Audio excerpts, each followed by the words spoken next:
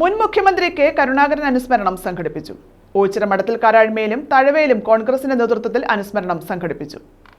തഴവ മണ്ഡലം കോൺഗ്രസ് കമ്മിറ്റിയുടെ നേതൃത്വത്തിലാണ് കെ കരുണാകരൻ അനുസ്മരണം സംഘടിപ്പിച്ചത്. DCC അംഗം അഡ്വക്കേറ്റ് MA ആസാദ് അനുസ്മരണ പരിപാടി ഉദ്ഘാടനം ചെയ്തു.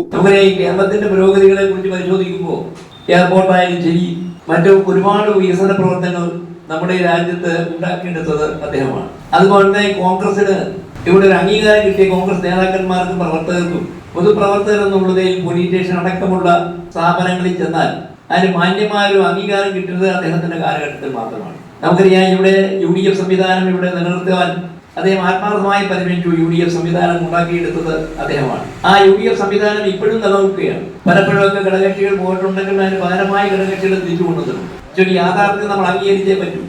ഇവിടെ ഇടതുപക്ഷം ഭരിക്കുമ്പോൾ അടുത്ത ടൈം കോൺഗ്രസ് ആണ് ഭരിക്കുന്നത്. അത് സ്ഥിരമായി നമ്മൾ കണ്ടുവരുന്ന ഒരു പ്രതിഭാസമാണ്.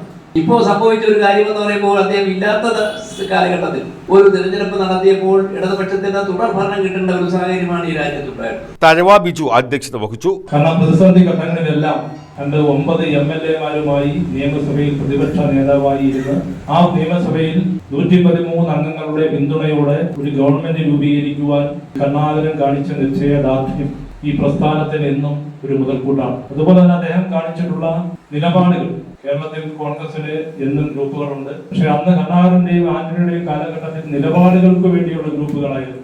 റാഷിദെ വാഹിദ്, ത്രിദീപ് കുമാർ, മിനി മണികണ്ഠൻ, നിസ തൈക്കൂട്ടത്തിൽ, മുകേഷ്, ഖലീൽ പൂയപ്പള്ളി, സുദേശൻ, ഗംഗാധരൻ അമ്പിശ്ശേരി, വാവച്ചൻ, PK രാധാമണി, അനിൽ വാഴപ്പള്ളി, അനി കടത്തൂർ, ഷാമില, PM ഷാജി, രവീന്ദ്രൻ പിള്ള, സരോജൻ പിള്ള, ജസീന തുടങ്ങിയവർ പങ്കെടുത്തു.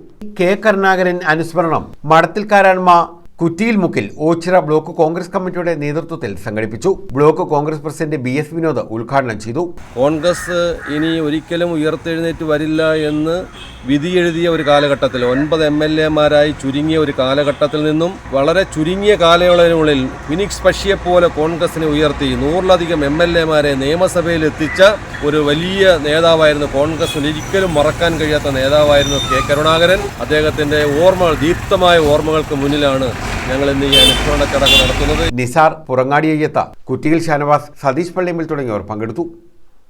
News bureau, Thazhava.